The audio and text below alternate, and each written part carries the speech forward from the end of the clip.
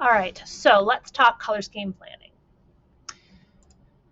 The goal here is to create successful color schemes, right? Color scheme plans that quite a few things. We need to create emphasis at our focal area.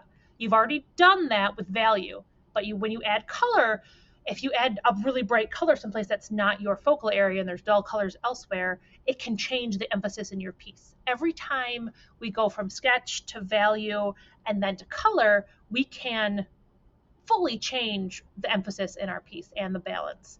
So you might be thinking, I already did this, but color will change this. It'll have an effect. It has the power to have an effect. And let's remember from our unit on color that we need to think about what colors will recede into the background and what colors are going to pull forward. And you want to make sure you put those in the appropriate areas depending on what your artwork is.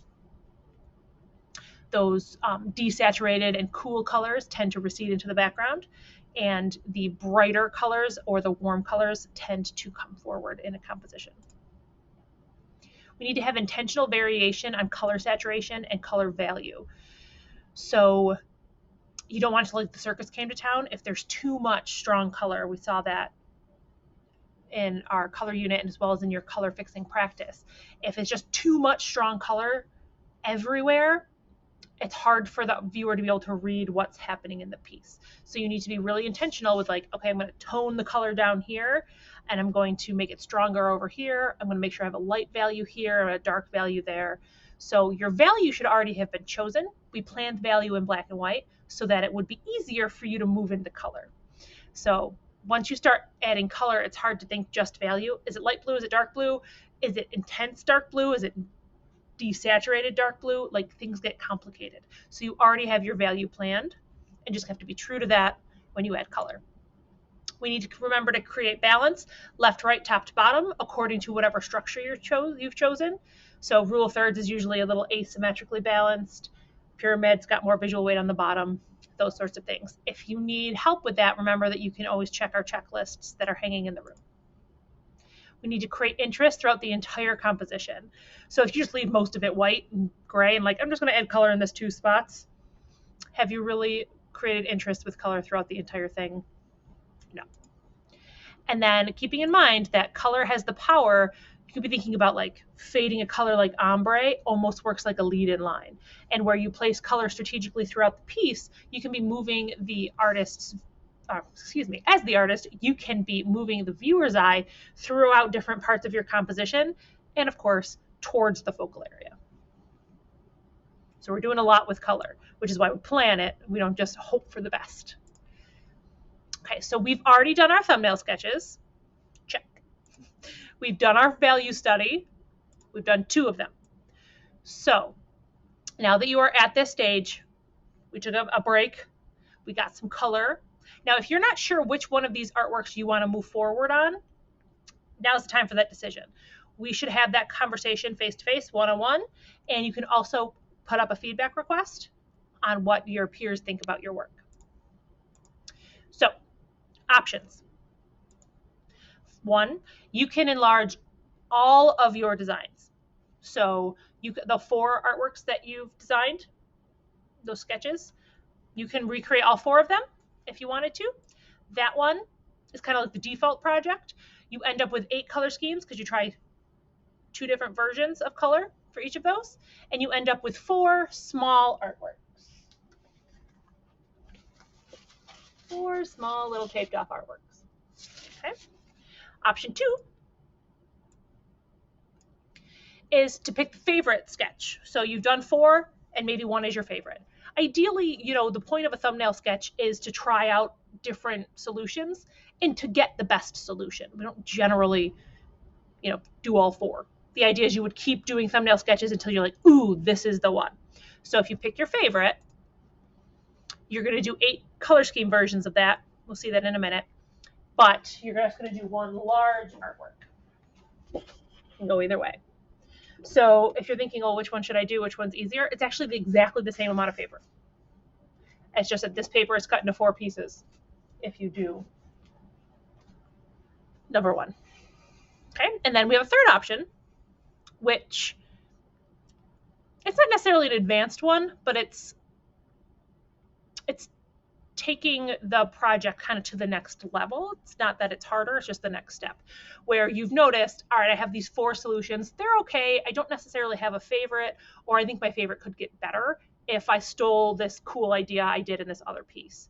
So that would be you combining multiple ideas. You can combine 2 of your sketches together into a new thing. You could try to combine all 4 of them. It's just that you're making a new solution. You're not just going to copy one of the 4 you already have done. You want to tweak it in some way. Right? And then you're going to enlarge that one. So this one is a little bit different. You're going to do 4 color scheme plans and 1 large artwork.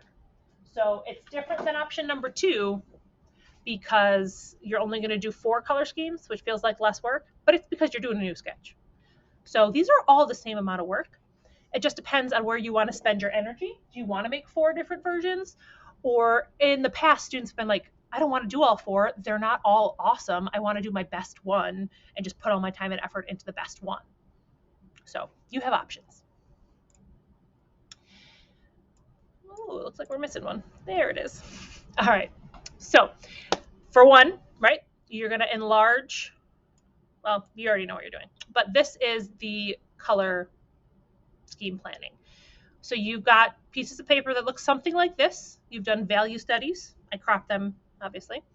And then you're going to do a color plan for each of those if you choose option number 1. And a good test for this is to take a picture of this in black and white on your phone or with your Chromebook, and you can see, is that actually a dark value? Also, if you squint at these, I'm squinting now, you should notice dark in the spaces that it should be dark. Okay. Like this is super dark back here, and the white is a bit strong, so this yellow probably should be lighter. So the things you'll notice. I think the picture made this photograph a little dark, but so you're trying to match the value contrast from your value study when you start adding color. It's the biggest mistake is you end up like everything's kind of a medium gray. So if I took a picture of like this one, you know, we'd have a real dark spot, we'd have a medium spot, we'd have some light spots. You want to make sure you're not losing your value contrast as you add color. Again, if you pick option 2, so you've got your favorite one. I know that these aren't my kayaks, but let's say I had done a bunch of skeleton sketches, which I did do, and this is my favorite one. This is the one I'm going to do for sure. So I'm going to do 8 different color scheme plans on what I could do with color in this. So remember, you just draw this once, you've already drawn it, and we print it out 8 times, and then you just kind of color it in relatively quickly. They're small. And you're just trying out what colors or how colors are working. And again, you're matching this to your value study.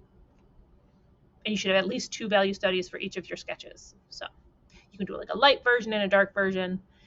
If you're confused, talk to me one-on-one about your specific piece.